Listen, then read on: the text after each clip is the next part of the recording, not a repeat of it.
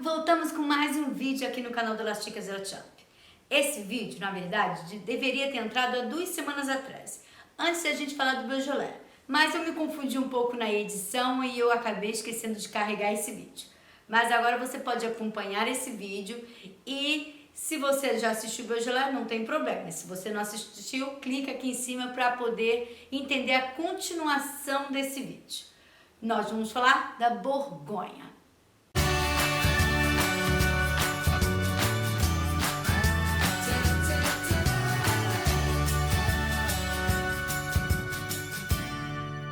A Borgonha, ou Bourgogne, Burgundy, como falamos em inglês, essa palavra literalmente foi aceita pelo vocabulário francês como uma tradução do nome Borgonha.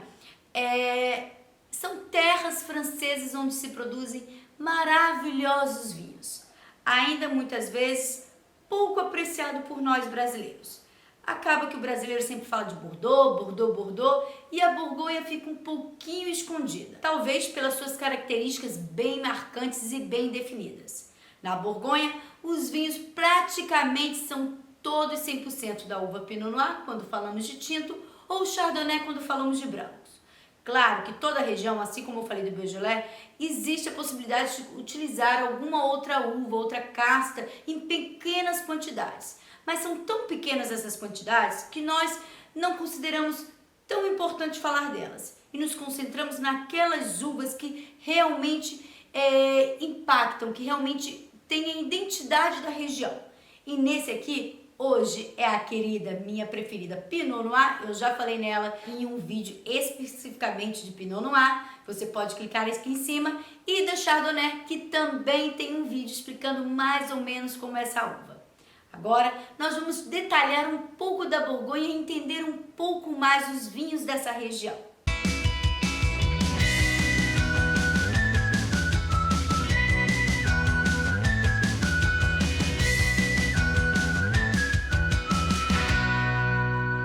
A Borgonha é uma área muito detalhada, tem sub-região, cidades bem pequenas, climates diferentes. Então, por isso nós vamos nesse vídeo falar praticamente dos mais importantes, porque fica bem complicado falar de todos eles e ficaria um vídeo muito grande.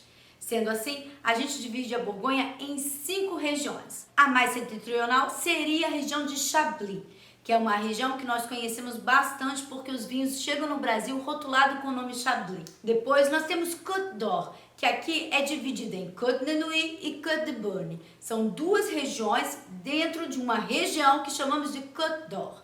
Depois nós temos Côte de Chalonnes e por último Mâconnais. São essas 5 regiões bem emblemáticas que marcam os vinhos da Borgonha. A primeira delas, como eu já disse, é Chablis, muito conhecida pelos seus vinhos brancos, todos da uva Chardonnay, como eu já mencionei aqui. Lá os vinhos vão ser 100% Chardonnay. É possível você ver rótulos escritos Chablis, Petit Chablis, AOC Chablis, mas aí são as classificações que nós já vamos explicar depois como funciona isso. Depois nós temos Côte de Nuits e Côte de Beaune. Côte de Nuits mais ao norte, que é uma região que tem solos bem propícios para a uva Pinot Noir. E ela desenvolve muito bem aqui. Mas isso não quer dizer que não existem vinhos brancos nessa região. Em Côte de Beaune nós já vemos uma maior proporção de Chardonnay plantada. E aqui fica quase meio a meio o que é Chardonnay e Pinot Noir. A uva, tanto a Chardonnay como a Pinot Noir, se desenvolve muito bem nos solos de Côte de Beaune. Mais abaixo, em Côte de Chalonnes, nós temos uma grande área conhecida também por vinhos tintos, também vinhos rosés, espumantes e brancos. Ou seja, aqui é uma região que você vai encontrar de tudo. E por último, Mâconnais é muito conhecido pelos seus vinhos brancos. Aqui, só para você ter uma ideia, mais de 80% da plantação é da uva Chardonnay. A tinta fica bem pouquinho ali. Assim como Bordeaux e muitas outras regiões da França, a Borgonha também tem uma legislação. Mas aqui a legislação é bem diferente dessas outras regiões. Muita coisa aqui foi decidida na época que a igreja tomava conta dessas terras. Na época da Revolução Francesa, por exemplo, foram pegos essas terras que pertenciam à igreja e divididas entre esses agricultores. E é por isso que hoje a gente vê, às vezes, um vinhedo com 10, 15 pessoas dividindo aquele único vinhedo. Para fixar mais ainda essa divisão democrática das terras, Napoleão determinou que todas as propriedades fossem repassadas para irmãos e filhos igualmente. Ou seja, se um pai falece, todos os irmãos ou filhos têm que dividir a terra igualmente. Sendo assim, uma única propriedade passa a ser de 3, 4, 5 pessoas. E tudo isso que eu estou falando bem rapidamente é só para vocês entenderem como é que a gente às vezes pode pegar assim, um vinho escrito assim, Chablis, e ter 50 produtores diferentes. Como assim? Mas todo mundo faz vinho lá? Sim, porque muitas vezes um proprietário ele é dono só de 1 hectare, 2 hectares, uma coisa bem pequena, porque ele divide o mesmo vinhedo, o mesmo clima, muitas vezes o climax, que vou explicar o que é, com outras pessoas. Então sim, é por isso que temos tantos produtores em um espaço tão pequeno. Diferente de Bordeaux, como eu já expliquei nesse vídeo aqui em cima, que eu falo exatamente como é que funciona a legislação lá. Lá na época dos chateaus, né, as grandes casas que eram donas de tudo. Aqui não. Aqui foi dividido por pessoas que trabalhavam no campo e por seus herdeiros. E voltando a falar da igreja sobre as terras, é importante porque foi a igreja que determinou as primeiras regras da legislação que funciona até hoje nessas terras. A igreja determinou, por olho nu, claro, ela ainda não tinha um conhecimento técnico e tecnológico que temos hoje, mas só ao provar os vinhos, ela já determinava que solo tinha melhor terroir, que vinhedo pegava melhor posição do sol, onde a uva tinha melhor maturação, e foi assim que ela dividiu a terra em 4 partes. No topo, a gente encontra os Premier Crus. Abaixo a gente encontra o Grand Cru, logo mais abaixo o Village e mais abaixo o Regional. A categoria não quer dizer que o mais alto, Premier Cru, é o melhor qualidade. Não. Na verdade, essa região está muito no topo e pega a chuva direto, mas ela é muito inclinada, então a chuva cai muito rápido, ela não tem uma boa, como se ela não pega bem a água, ela não tem é tão bom quanto a inclinação do meio, que é a melhor área para o plantio, onde tem um bom porcentagem de sol e ao mesmo tempo também pega chuva na porcentagem adequada. Então, os melhores vinhedos são os Grand Crus e estão na metade dessa colina.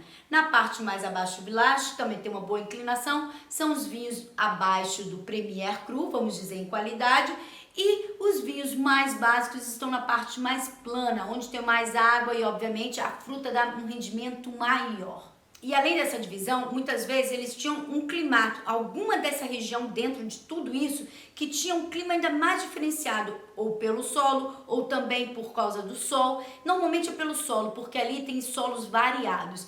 E aí eles fechavam essa parte com muros e chamava clos.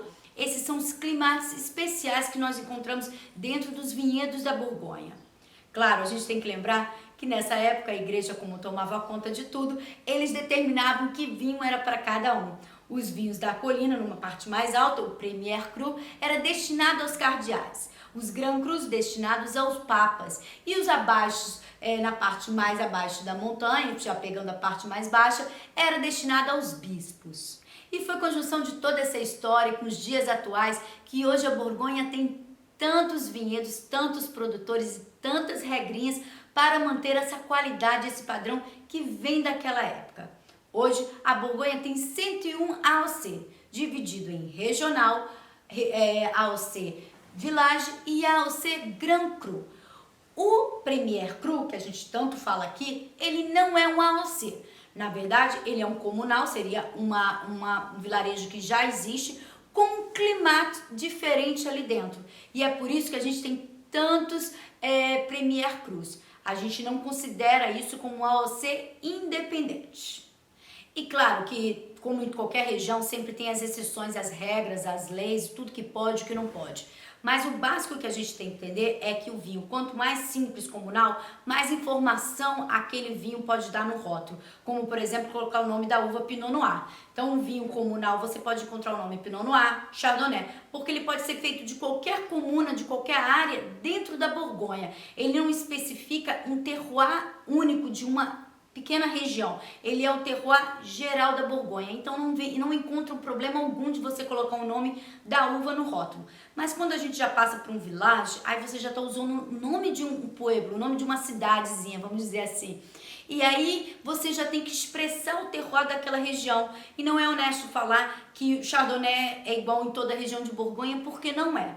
Por exemplo, um Chardonnay de Chablis é mineral, é vivo, ele é forte na boca, ele é bem impactante. Você vai encontrar muita vivacidade, muita vida naquele vinho. E se você já pega um Chardonnay lá de baixo, lá de Mâconnais, ele, apesar de ter uma boa acidez, ele vai ser muitas vezes trabalhado na madeira e também vai ter uma característica mais de maçã, sabe a maçã da Branca de Neve? Aquela maçã bem com a casca vermelha, vai ter castanhas, vai ter amêndoas e não vai ter essa mineralidade que a gente encontra no Chablis, que está lá em cima. E é por isso que eles não gostam de generalizar. Então, a partir daí, a uva fica proibida de ser colocada no rótulo. Já os vinhos Premier Cru e Grand Cru, a regra é diferente no rótulo, cada vez mais rígida. Mas antes de explicar cada rótulo e você entender com alguns modelos aqui do lado, eu vou explicar a regrinha de como foi criado esses nomes das cidades. Na verdade, a cidade tem um nome, por exemplo, Gevrey. E a pronúncia não é muito bem essa, mas vocês vão entender com o mapinha aqui do lado. E foi na época ainda de 1850, mais ou menos, ainda pelo rei, na época que tinha reinado ainda lá, foi determinado que a cidade poderia anexar o nome do seu melhor vinhedo nela. Então, por exemplo, Gevrey-Chambertin. Chambertin, na verdade, é o nome de um vinhedo, o vinhedo mais importante naquela cidade.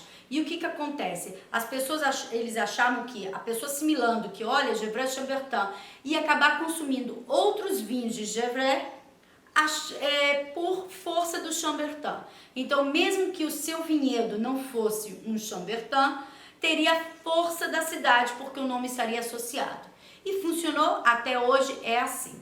Então, por que eu expliquei isso? Porque você vai encontrar no rótulo do Premier Cru o nome Gevrey-Chambertin, porque, como eu disse, o Premier Cru, ele não é um AOC independente, ele é um AOC comunal. Então, ele leva o Gevrey, que é a cidade, né? Chambertin é o vinhedo. Então, ele coloca Gevrey-Chambertin Premier Cru. É um jeito dele dizer exatamente de onde é aquele Premier Cru dele. Mas existe a possibilidade do Premier Cru não colocar o nome do vinhedo e só colocar o nome da cidade. Ele quer dizer que aquele vinho foi feito de vinhedos Premier Crus diferentes, não é de apenas um vinhedo, que no caso aqui eu dei antes o exemplo de Chambertin.